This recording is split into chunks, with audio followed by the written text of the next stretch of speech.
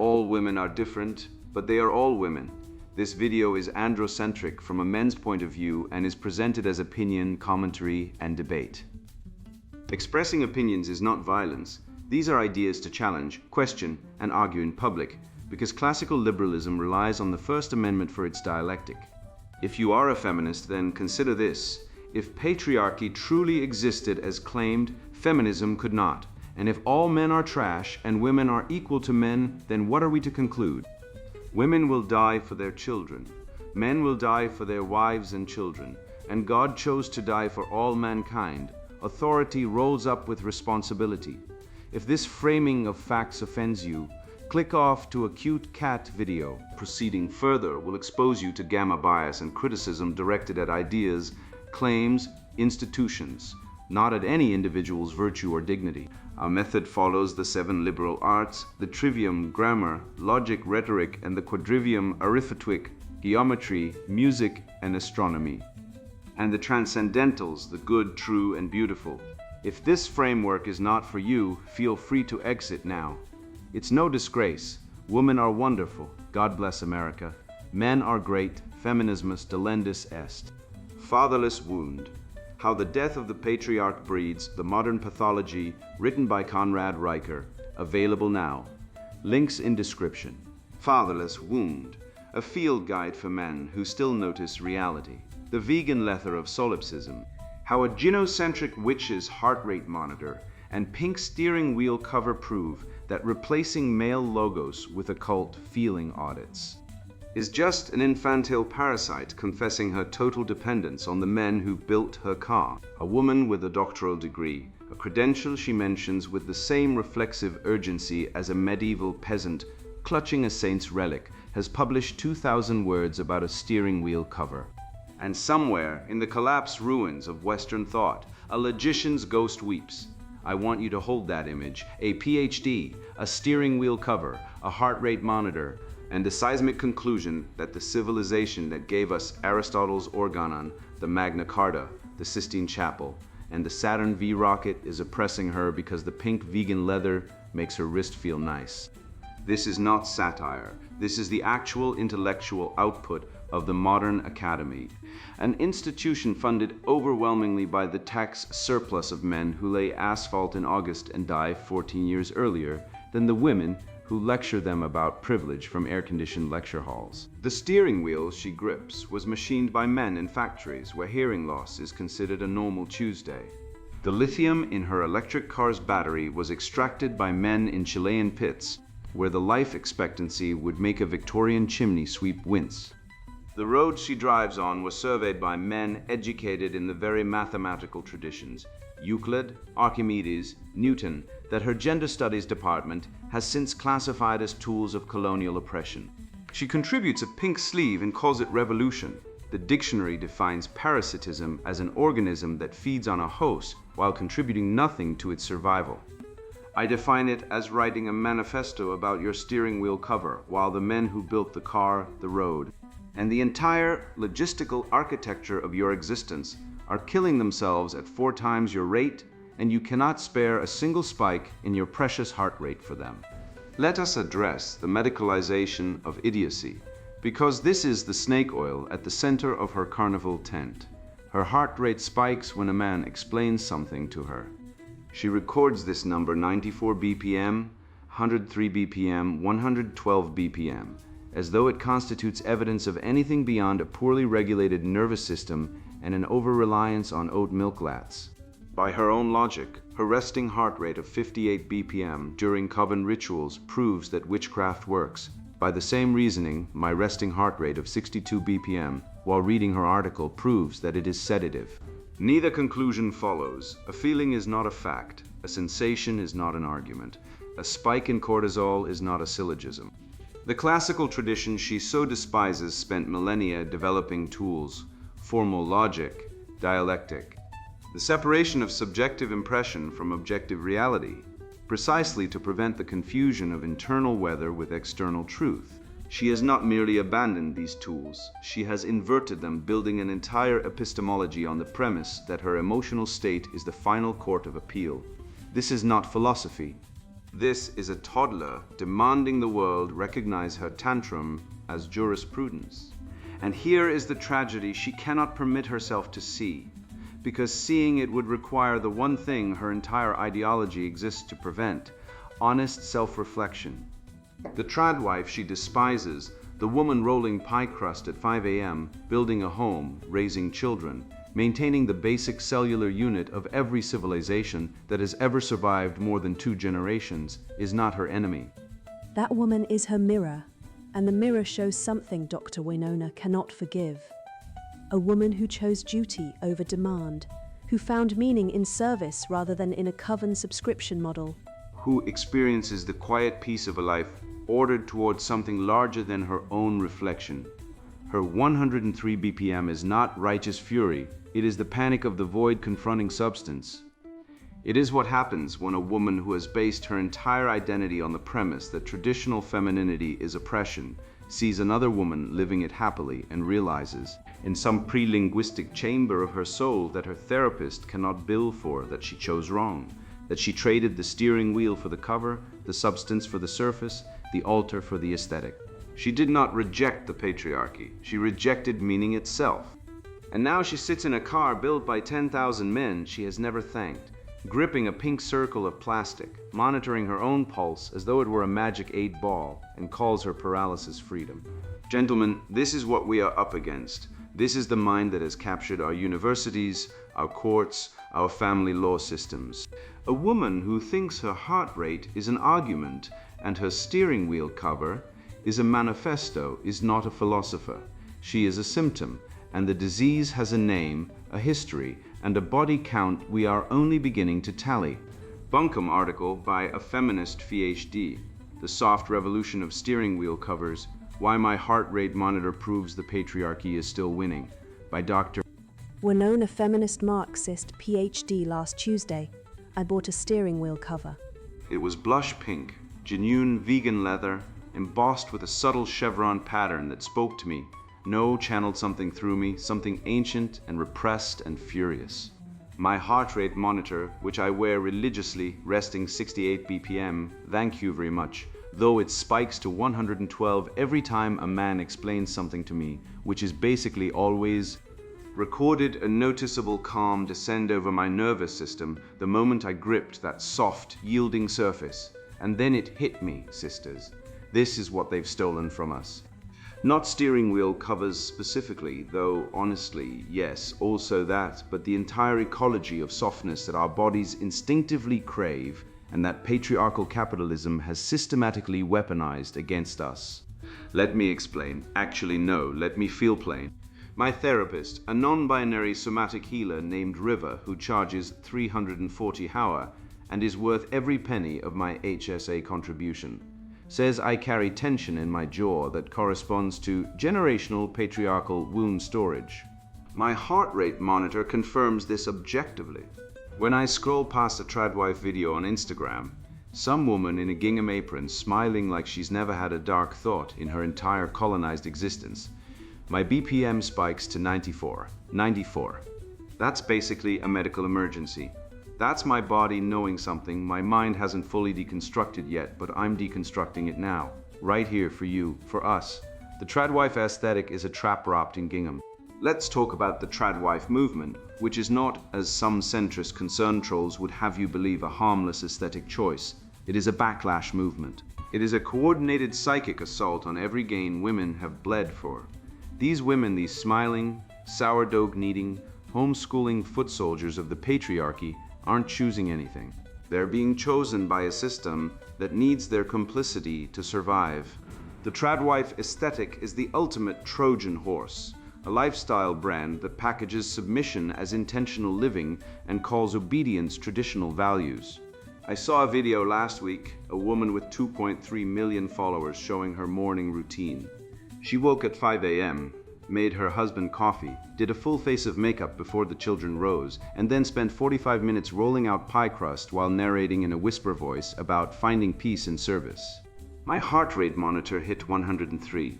I had to do box breathing for 20 minutes and text 3 different group chats. The comments were the worst part. Thousands of women. typing things like goals and so beautiful, and I wish I could do this. You can do this, Brittany. You're choosing not to because somewhere deep in your body, your nervous system knows that peace and service is just internalized misogyny wearing an apron. This is what the false hierarchy between justice ethics and care ethics produces. We've been told by men, obviously, and by the women who serve them, that care is natural to us, that it's our province, our soft domain. And then they use that to keep us small. Care becomes cage, nurture becomes sentence.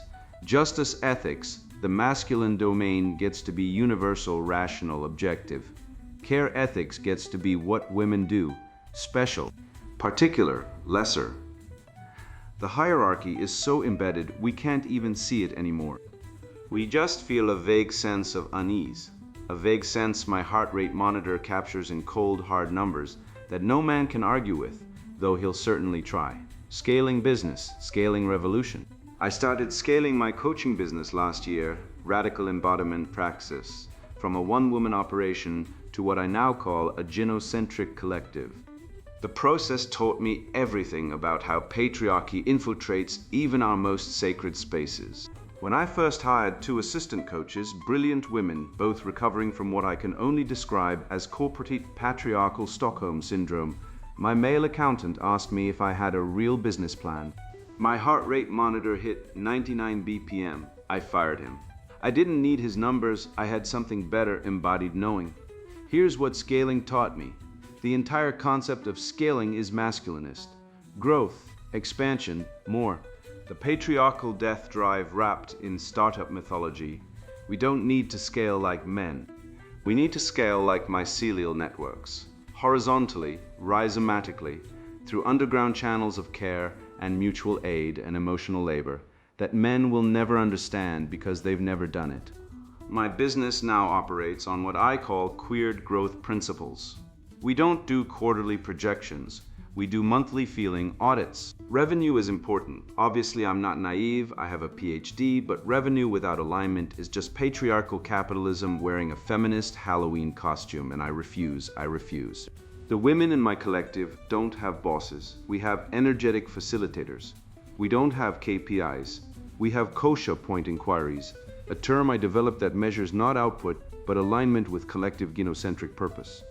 It's not for everyone. It's not for men. It's for us. Reclaiming pleasure without shame. Yes, I mean that kind of pleasure. This is the part where men get uncomfortable. So good. Stay uncomfortable, gentlemen. Your discomfort is the point. It's actually the goal.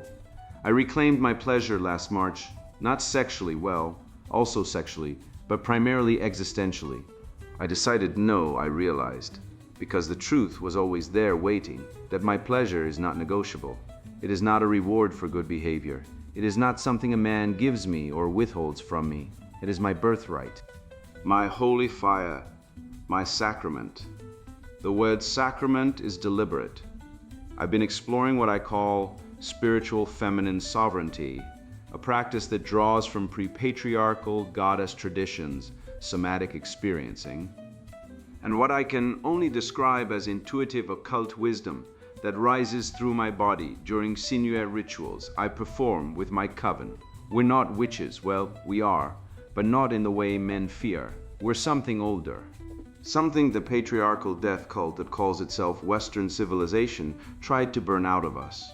They burned women at the stake for knowing what I know, that our bodies are altars, that our pleasure is power, that our refusal to serve is sacred. My heart rate monitor, which I check during rituals because data is not the enemy of spirit, data in service of spirit is revolutionary, consistently drops to 58 BPM during sinuous ceremonies. That's below resting. That's parasympathetic activation. That's my nervous system in a state of patriarchal free bliss. I want that for every woman. I want that for you. My steering wheel cover is a manifesto. I'm back in my car now. Gripping my blush pink steering wheel cover, my heart rate monitor reads 62 BPM, calm, grounded, sovereign. And I realize this, every soft thing I've been told is frivolous. My steering wheel cover, my feelings, my hormonal fluctuations that men dismiss as that time of the month. It's always that time of the month, gentlemen. My uterus doesn't have an off switch, and neither does my rage, is actually revolutionary praxis. The patriarchy doesn't fear our anger. It can handle anger. It has systems for anger. What it cannot survive is our pleasure. Our softness that we refuse to weaponize for men, our care that we redirect toward ourselves and each other. Our steering wheel covers that we buy because they feel good and not because they serve any purpose a man would recognize. My steering wheel cover doesn't make driving safer. It doesn't optimize anything. It just feels nice. And in a world built by men, for men to serve men, feeling nice for no instrumental reason is the most radical act I can imagine. This is not an opinion. My heart rate monitor proves it, doctor. Winona, feminist Marxist, PhD, is professor of gender studies at a university that shall remain nameless for security reasons, a High Coven member, and founder of Radical Embodiment Praxis. Her resting heart rate is nobody's business. She can be found on Instagram, Dr. Winona Revolution, where she posts daily somatic truth bombs and occasional photos of her cat, Bell Hooks the 3. Support independent feminist journalism. Give us your money. It's never enough, but it's a start. Comments are open to women and non-binary readers only. Male commenters will be assumed to be proving our point. The biometrics of solipsism, when pathos replaces logos. A cardiologist will tell you that a sustained resting heart rate of 40 beats per minute marks elite athletic conditioning, while a spike to 150 indicates a pathological arrhythmia. But a doctor of gender studies will look at the Apple Watch on her wrist and conclude that the combined engineering miracle of the internal combustion engine, petroleum extraction, and global logistics chains, the very vehicle transporting her safely to her next therapy session, is a portable mechanized device of patriarchal torture. In the essay under examination, we are asked to solemnly accept the premise that a woman's elevated heart rate upon hearing a man explain a concept is a biological indictment of civilization itself, rather than a symptom of an inability to regulate her own emotional volatility. This is the ultimate epistemological collapse, the substitution of biometric telemetry for rational deduction, where I feel threatened becomes the undisputed legal and moral equivalent of I am oppressed. It is an attempt to medicalize a lack of self-control, transforming the friction of encountering a dissenting opinion into a clinical emergency that supposedly invalidates the logos of the opposing speaker. Consider the audacity of pathologizing competence as a cardiac threat. When a man explains a concept, whether it is the mechanics of a differential gear or the logical fallacies in her pseudo-academic thesis, he is engaging in the classical art of dialectic, the pursuit of truth through reasoned discourse. To frame this as an assault is to declare war on reality itself. It is a manipulative strategic operation designed to silence debate by claiming that the debate itself causes physical harm, effectively holding the entire marketplace of ideas hostage to the fragile sensibilities of the most unstable participant. If your nervous system interprets the mere existence of a hierarchically structured argument as a fight-or-flight trigger, you are not the canary in the coal mine of systemic oppression. You are simply psychologically unsuited for the rigors of adult conversation, let alone the governance of a complex society. The writer's approach to business, scaling not through profit and loss statements, but via feeling audits and kosher point inquiries, is the exact mechanism by which empires collapse into dust. A business exists to produce a good or a service that the voluntary market deems valuable enough to purchase. It does not exist to validate the emotional incontinence of its employees. Replacing key performance indicators with subjective mood tracking is not an innovation in management. It is a mathematical guarantee of parasitism. She fires the male accountant for demanding a real business plan, because numbers are immune to manipulation by hysterical victimhood. He brings the cold, hard currency of reality, ledger, proof, debit, credit, and she banishes him in favor of embodied knowing, which is simply the academic branding of delusion. This is the exact process by which women infiltrate, feminize, and ultimately destroy institutions, by pathologizing masculine competence as aggression and replacing it with a formless, standardless chaos where the only metric of success is how safe the mediocre feel. This ecology of softness she pines for is not a political philosophy. It is a toddler's fantasy of a world padded with nursery foam, devoid of the friction that builds strength, character, and resilience. She demands a reality where the sharp edges of logic are sanded down into harmless, suffocating blobs of inclusivity, completely oblivious to the fact that the very device she uses to monitor her manufactured outrage was forged in the fires of intense, unforgiving masculine competition. She wants the fruits of the brutal, unyielding forge of civilization without the heat, the sweat, or the discipline required to keep the furnace lit. It is an infantile regression, a refusal to accept that the world is a place of hard edges and consequences, and that true maturity, true adulthood, lies in mastering those edges, not whining that they exist while demanding men wrap them in blush pink vegan leather so she doesn't hurt her delicate feelings. And what of that steering wheel cover? It is the perfect, pathetic monument to her ideology, a useless, vanity-driven accessory slapped onto a machine of immense complexity that she could never build, maintain, or understand. That car represents the totality of male sacrifice. The miners who clawed the iron from the earth, the engineers who calculated the stress tolerances, the construction workers who paved the roads, the mechanics who keep the engine running. She contributes a piece of pink plastic manufactured by exploited labor in a factory she pretends doesn't exist, slaps it on the wheel, and declares herself a revolutionary. This is the sum total of her contribution to the world. A thin, decorative layer of distraction placed over the immense, load-bearing infrastructure of male achievement, all while biting the hand that feeds, shelters, and transports her. Her visceral, heart-spiking hatred of the trad wife is the most revealing confession of all. It is not solidarity that drives her rage, but the searing, jealous resentment of the dysfunctional toward the functional. The trad wife operates in the realm of tangible reality, creating life, nurturing tissue, building a home which requires immense sacrifice, discipline, and selflessness. The feminist, by contrast, operates in the realm of pure, solipsistic consumption, cobbling together ideology and coven rituals that produce nothing and sustain no one. The trad wife's peaceful smile is not internalized misogyny, it is the serenity of a woman who has fulfilled her biological and spiritual purpose, contrasting sharply with the frantic, medicated hysteria of a woman who has fled from her nature into the barren wasteland of careerism and ideological paranoia. The feminist does not hate the trad wife because the trad wife is oppressed. She hates her because the trad wife is a living indictment of her own life choices, a mirror reflecting back the horrifying void of her own existential barrenness. Ultimately, this entire worldview is a solipsistic singularity, a black hole of self-absorption, where the only truth is my truth, validated not by the external world or the divine spark of reason, but by the fluctuating readout on a biometric monitor.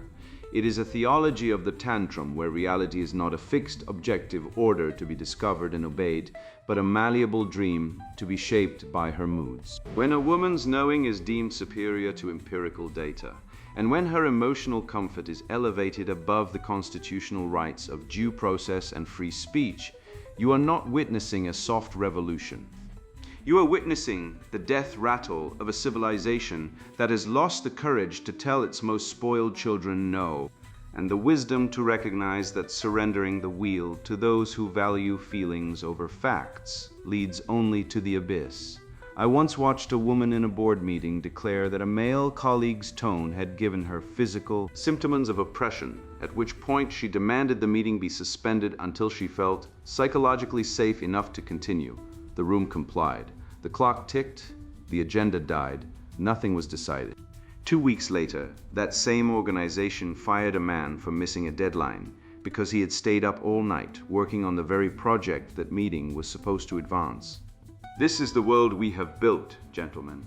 A world where a woman's discomfort is an emergency requiring institutional intervention, and a man's destruction is just the cost of doing business. Dr. Winona, feminist Marxist, who I assume holds her PhD in a discipline that has never once cured a disease, built a bridge or fed a hungry mouth, has provided us with the perfect specimen of modern pathology. The medicalization of resentment. She wears a heart rate monitor the way a medieval peasant wore a saint's relic, as a talisman against having to form a coherent argument. Her heart rate spikes when a man explains something to her. Mine spikes when I contemplate the billions of dollars extracted from men through family courts to fund a system that treats fathers as wallets and visitors in their own children's lives. But here's the critical difference. I do not confuse my physiological arousal with epistemological authority. My elevated pulse proves nothing except that I am alive and capable of righteous indignation. Her elevated pulse proves nothing except that she has mistaken her endocrine system for a philosophical treatise. The Greeks had a word for those who could not distinguish between feeling and knowing. They called them children, and they expected them to grow up. The finest trick the feminine imperative ever pulled was convincing the world that women's feelings constitute data. Let us conduct a simple thought experiment. A man's heart rate spikes to 112 when his wife tells him she is leaving him and taking the children, the house, and half his future earnings through a family court system that presumes his guilt and her innocence. Is his elevated heart rate treated as objective evidence of systemic injustice? Is it cited in peer-reviewed literature? Does it generate sympathy pieces in national newspapers? Of course not. His suffering is invisible by design. The empathy gap is not a theory. It is a measurable, quantifiable phenomenon demonstrated in study after study. When researchers show subjects images of suffering, neural responses vary dramatically based on the sex of the sufferer. Female pain lights up empathy centers like a Christmas tree. Male pain registers as background noise. This is not patriarchy. This is biology, and the civilization that once channeled that biological reality into functional institutions, marriage that bound men to children, property rights that rewarded male productivity. Social structures that honored sacrifice has been systematically dismantled by exactly the kind of thinking Dr. Winona represents, the thinking that says, I feel it, therefore it is real, therefore you must obey. Consider her queered growth principles with the cold eye of a man who has actually built something in this world. She replaced key performance indicators with feeling audits. She replaced revenue projections with kosher point inquiries. She fired an accountant for requesting a business plan. I want you to pause and truly absorb the magnificent insanity of this act. An accountant is a human spreadsheet, a creature of numbers and reality, and his job is to tell you whether your enterprise can survive contact with arithmetic. She fired him because arithmetic was insufficiently aligned with her embodied knowing. This is the exact mechanism by which women destroy every institution they capture. They do not conquer through competence. They conquer through complaint. They enter a space built by men, academia, corporate HR, government bureaucracy, the helping professions, and they redefine the purpose of that space from producing results to validating feelings. Once the redefinition is complete, the institution becomes a parasite. It consumes resources. It produces nothing. It exists solely to employ and emotionally sustain the women who captured it. Her coaching collective is a microcosm of the welfare state itself, a mechanism for transferring resources from people who produce value to people who produce grievances. Wrapped in language that makes parasitism sound like liberation, now observe her steering wheel cover, that blush pink monument to monumental insignificance. She grips it and feels sovereign. She feels revolutionary. She feels like she has struck a blow against patriarchal capitalism. Meanwhile, the automobile she sits in represents perhaps the greatest concentration of masculine genius in human history. The internal combustion engine, men, the metallurgy that makes the engine block possible, men. The petroleum extraction and refinement, men bleeding and dying on oil rigs and in refineries at rates that would make OSHA weep. The road infrastructure spanning continents, men with dynamite and graders and calloused hands. The global supply chain that manufactured her little pink talisman and shipped it to her door in 2 days. Men driving trucks, men loading ships, men operating cranes in every port on Earth. She contributes a piece of colored plastic to a machine of incomprehensible complexity built by millions of men over centuries, and she calls herself revolutionary. This is not revolution. This is a toddler putting a sticker on a spacecraft and claiming she built NASA. The tragedy deepens when you realize she is not stupid. She is something worse than stupid. She is solipsistic. Solipsism is the philosophical position that only one's own mind is certain to exist. Most philosophers reject it as unworkable. Dr. Winona has adopted it as a business model. Her heart rate monitor is not a diagnostic tool. It is a theological instrument. It tells her whether the universe is properly aligned with her emotional state. When her BPM drops during what she calls senior rituals, and I will note that her use of a Chinese term for new moon in an English language essay about Western patriarchy is itself a magnificent act of cultural appropriation. From a civilization that practiced foot binding for 1,000 years, she interprets this physiological data as proof that she has contacted something transcendent. The possibility that she has simply relaxed in a quiet room with people who agree with her never occurs to her. The possibility that her parasympathetic activation is identical to what a man feels sitting in his garage with a beer after a 12-hour shift, building the infrastructure she depends upon for survival, that possibility is cosmically invisible to her.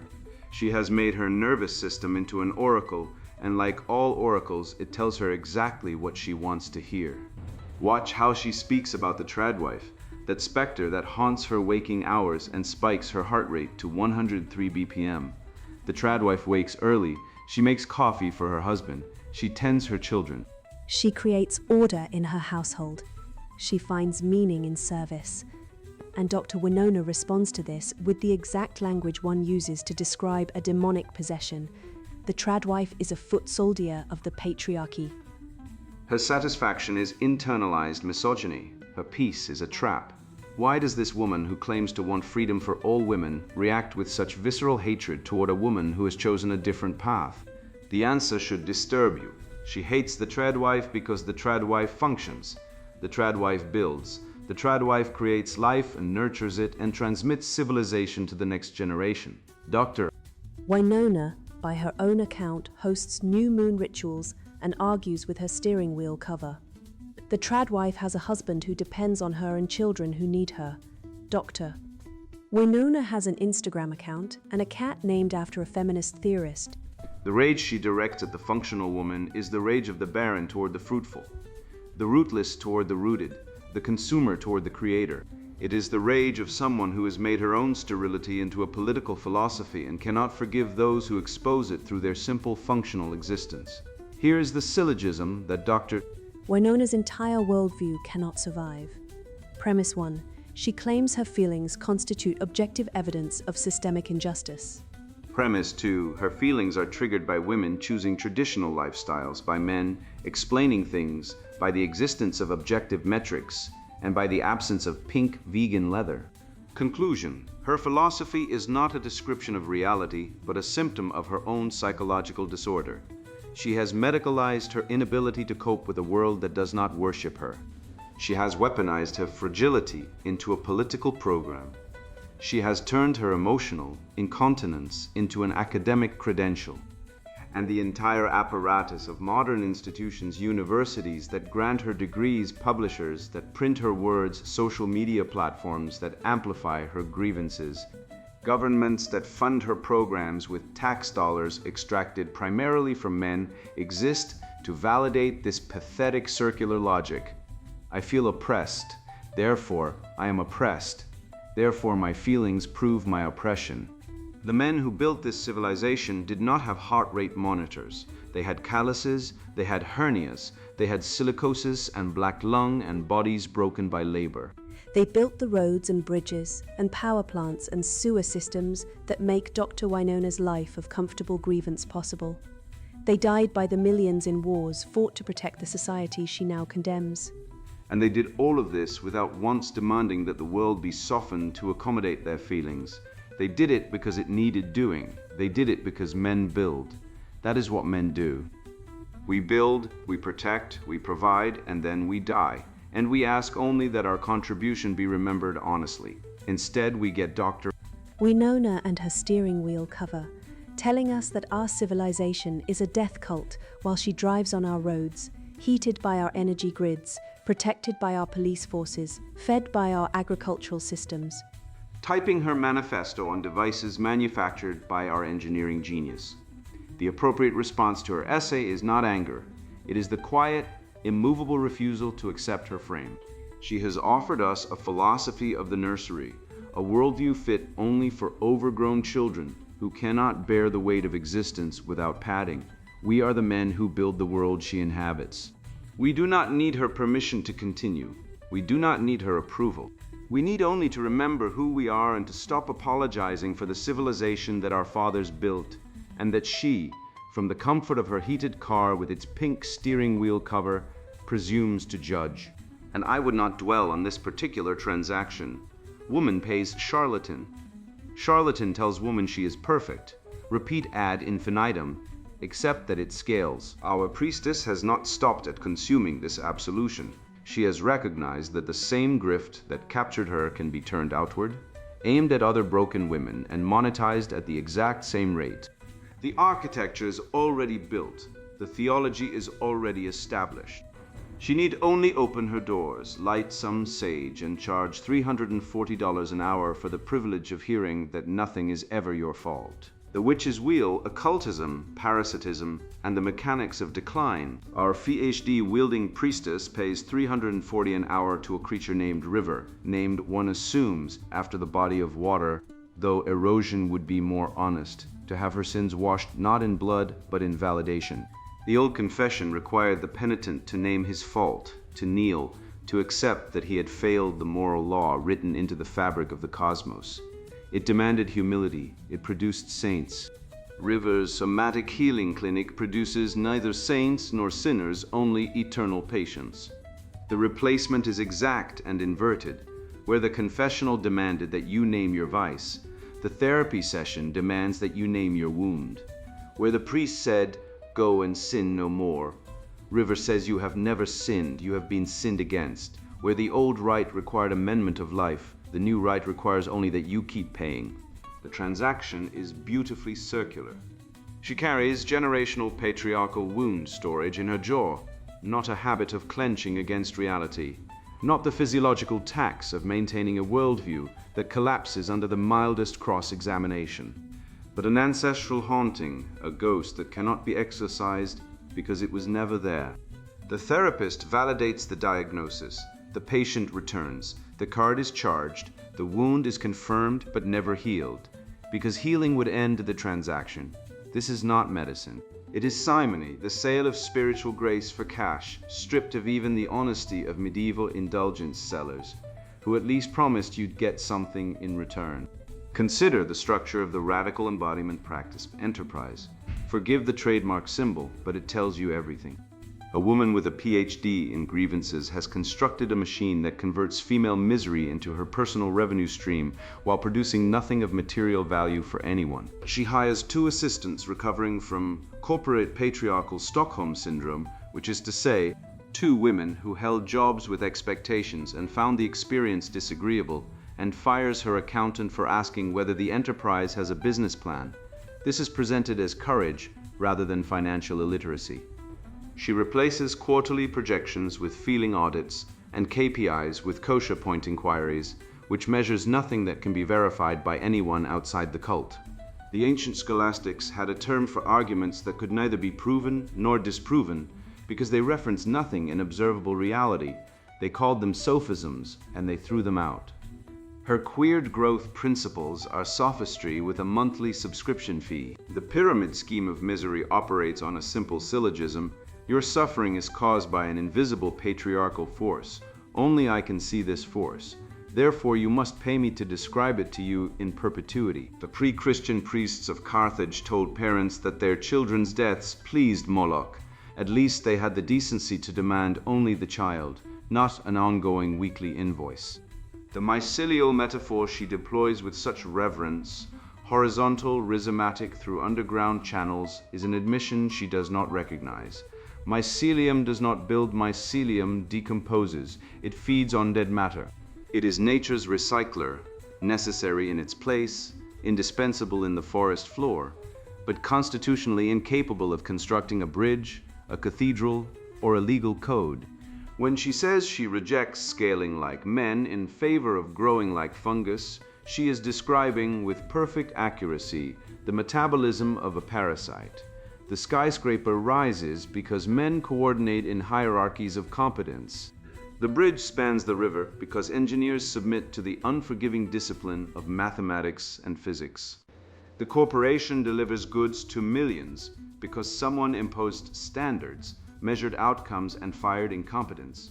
She calls this the patriarchal death drive, while typing on a device containing 27 different metals mined by men, who will die 20 years before she will, assembled in factories, where the word feeling audit has never once been spoken. The scavenger does not build the carcass she feeds upon. She merely arrives after the lion has made the kill and claims the leftovers as her sacred harvest. The supreme irony of the machine goes entirely unremarked in her testimony, which is itself a confirmation of the void she cannot observe. She drives a car, internal combustion or electric, either way a miracle of masculine engineering, on roads graded and paved by men, wearing vegan leather synthesized in chemical plants designed by men, monitoring her pulse on a device whose microchip represents 6 decades of concentrated masculine genius in solid-state physics. She posts her revelations on infrastructure built by men, maintained by men, secured by men patrolling streets. She will never walk at 3 in the morning. Every single artifact of her revolution is a product of the civilization she declares a death cult. She is a woman standing in a cathedral, screaming that stonemasons are murderers while the roof protects her from rain.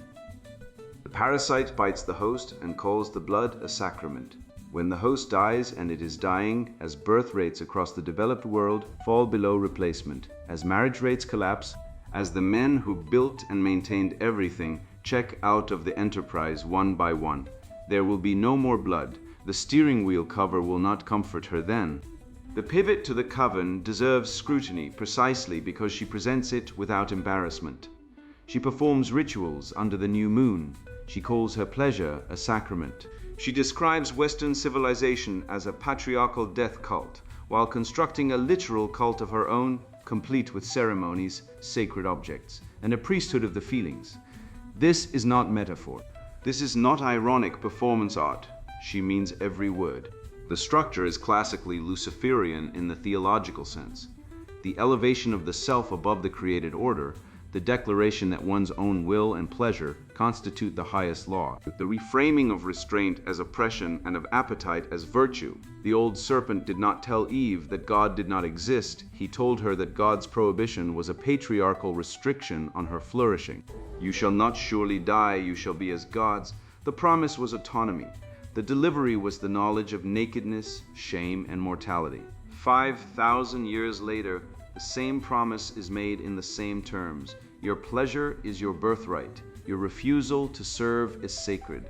The order that sustains you is your oppressor. The new moon rituals and the heart rate monitor are the same technology, a device that tells you what you want to hear and confirms that you are the center of the universe. My pleasure is not negotiable. Write that sentence on the wall of every civilization that has ever collapsed, and you will find it already there, carved in the stone by people who believed that the banquet would never end. The Roman patricians said something similar in the 4th century. The Carthaginian elites said it before them. The aristocrats of every dying order have declared their comfort to be sacred, while the barbarians gathered at the gates, and the men who might have defended those gates were told their strength was toxic and their sacrifice unnecessary. Civilization is not built on pleasure. It is built on the suppression of pleasure in service of duty. The father who works a job he hates to feed his children is not performing a patriarchal death drive. He is performing the fundamental act of civilization, the subordination of the present self to the future good. The mother who tends a sick child at 3 in the morning is doing the same. When a culture declares that self-subordination is oppression and self-gratification is holiness, it has written its own epitaph. The locust does not deliberate, it consumes. It feels nice, then it starves. Let us return to the steering wheel cover, that blush pink manifesto of resistance, that yielding surface of revolution. She grips it with calm. Her heart rate drops. She feels sovereign. And somewhere beneath her car, the lithium in her battery was extracted by a man in a cobalt mine in the Congo who will be dead of lung disease before her resting heart rate reaches what she calls a medical emergency. Somewhere behind her, a police officer, a man, overwhelmingly a man, as 87% of American police officers are men, patrols the street so she can drive home safely from her new moon ritual. Somewhere far away, a soldier, overwhelmingly a man, as 85% of the American military is male, and 98% of combat deaths are male, stands a post so the borders of her country remain lines on a map rather than suggestions. These men do not have steering wheel covers. They do not have feeling audits. They have obligations, and they fulfill them, and they die earlier for it. 5 to 7 years earlier on average in every country on earth, from every cause of death that matters, and their deaths are invisible to her precisely because they are so common as to be the background noise of civilization itself. She calls her comfort radical. It is not radical. It is the oldest luxury in the world, the luxury of the protected, complaining that the shield is too heavy for the man holding it. The shield does not exist for her feelings. It exists so she can have feelings at all. When she breaks the shield because it offends her aesthetic, she will discover what the shield was protecting her from. The barbarians do not care about her steering wheel cover. They do not care about her feelings. They are not coming to negotiate.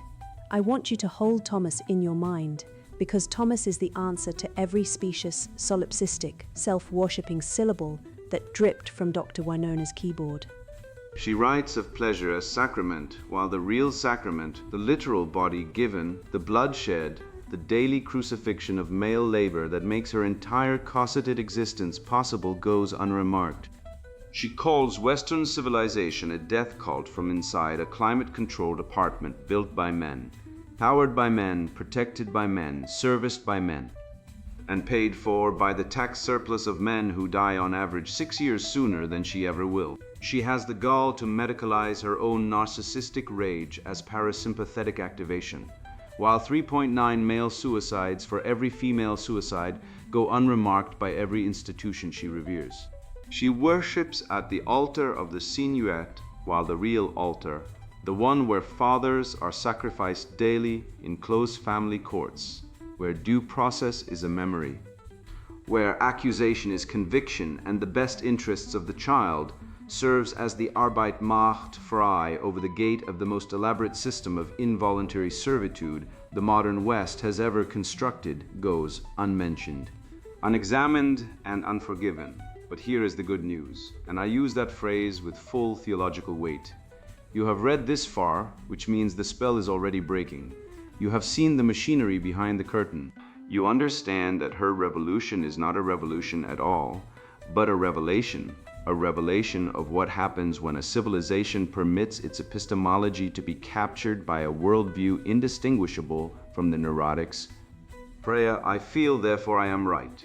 You now possess what she cannot tolerate, the knowledge that her entire ideology is a confession, a projection, a single sustained cry of "Don't look at me, look at him." She needs you ignorant, she needs you guilty.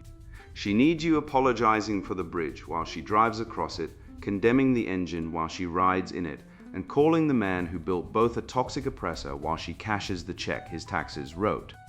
The moment you stop apologizing, the entire architecture of her grievance collapses, because her power was never in her argument, it was in your compliance. You are free. You have seen the data, the logic, the unbroken chain of evidence that proves what every sane civilization knew until about 60 years ago, that men and women are equal in dignity and irreducibly different in design, and that any political system which conceals this truth, whether through gamma-biased institutional cowardice, feminist jurisprudential witch doctoring, or the woke mind virus that pathologizes masculinity as original sin, while enshrining female solipsism as human rights, will produce exactly what it has produced: broken homes, broken men, broken children, and a broken civilization ripe for conquest by anyone still willing to believe that reality exists and strength matters. Carry this knowledge forward. Speak it without apology. The truth does not require your rage, only your voice. And if your heart rate spikes while you're saying it, good. That's not oppression. That's called being alive. And now the sponsored book introduction, Fatherless Wound: How the Death of the Patriarch Breeds the Modern Pathology. I remember standing in a courtroom that smelled of old wood and moral decay, watching a man I knew to be a good father, a provider, a protector. A man who had built something real with his hands and his will get systematically dismantled by a system engineered to do precisely that. His crime was believing that his labor, his sacrifice, and his presence in his children's lives constituted a right that could not be legislated away by strangers.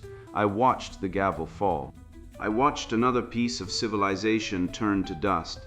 That was the moment I understood that what we face is not a crisis of policy, but a crisis of ontology, a war against the nature of being itself, against the grammar of reality that has ordered human flourishing since our ancestors first stood upright and faced the horizon.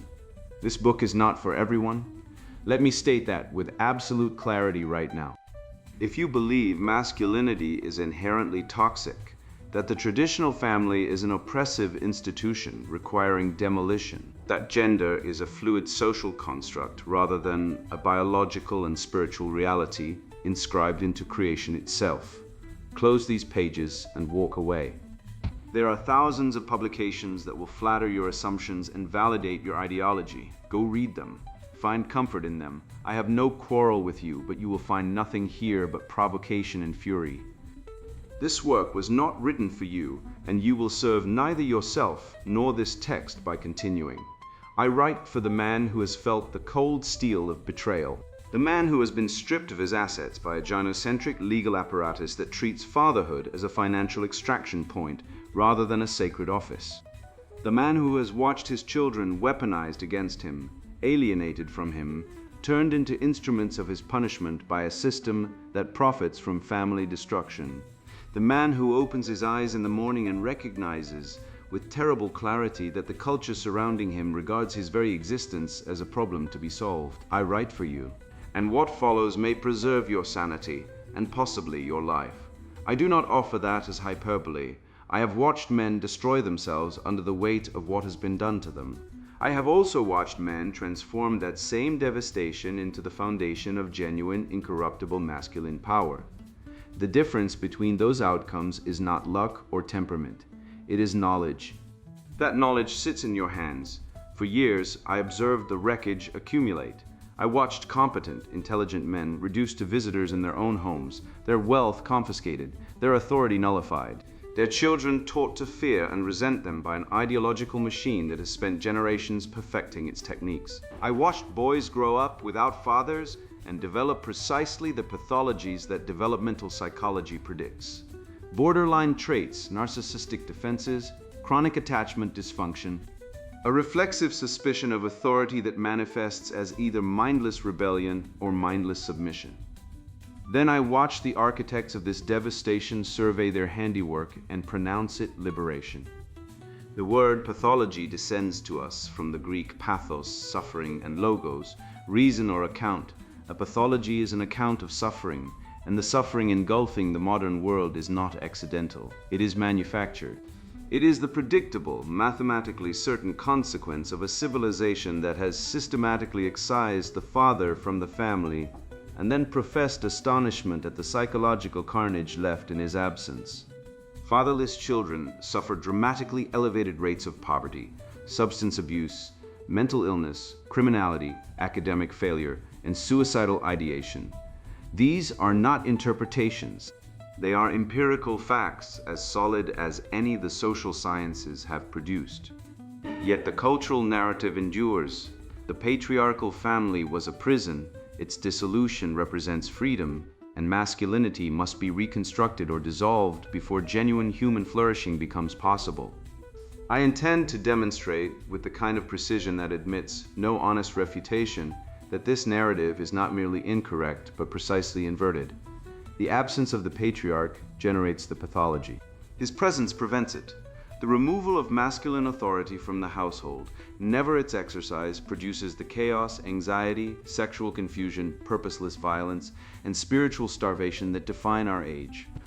What you hold is a comprehensive analysis of how we arrived at this catastrophe, and a concrete plan for surviving, transcending, and rebuilding what has been destroyed.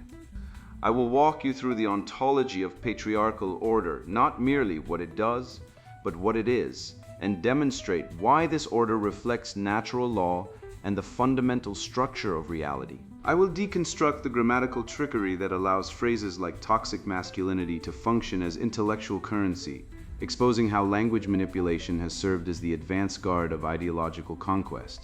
I will trace the exact mechanisms through which chaotic, fatherless environments permanently wire personality disorders into developing minds, drawing on evolutionary psychology, developmental neuroscience, and the accumulated wisdom of the Western philosophical tradition.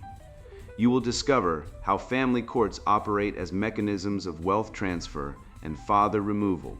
You will understand how welfare systems have positioned the state as a surrogate husband and why the collapse of the pair bond follows with mathematical inevitability.